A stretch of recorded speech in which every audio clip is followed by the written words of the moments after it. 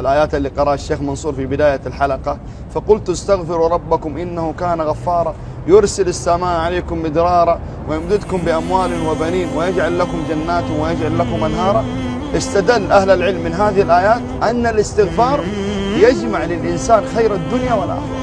والله قصة مشهورة لرجل وامرأة تزوجوا سنين ولم يرزقوا الولد، ما في مستشفى في العالم إلا وزاروه، حتى دلهم أحد الصالحين على الاستغفار فلزموا الاستغفار. علقوا لوحات إرشادية تذكرهم بالاستغفار في كل مكان، في الصالة، في غرفة النوم، عند الخروج من البيت وعند الدخول، في السيارة، في أماكن العمل، لوحات تذكرهم بالاستغفار. فبدأوا يلازموا هذا الاستغفار. بعد فترة حملت المرأة وأنجبت ولد، ما شاء الله. حملت مرة أخرى وأنجبت ولد. الآن أصبح عندهم ولدين من الذكور.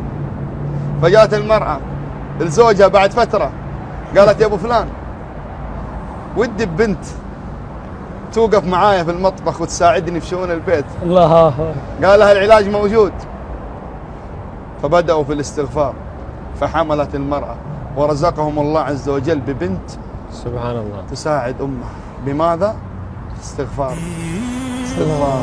وأيضا يعني هو سبحان الله استغفار ويقين. ويقين. استغفار باللسان لوحده ما ينفع، لكن استغفار مع يقين بأن الله عز وجل سيغفر، وأن الله سبحانه وتعالى سيعطي، وأن الله عز وجل سيمنح، مع حسن ظن بالله عز وجل.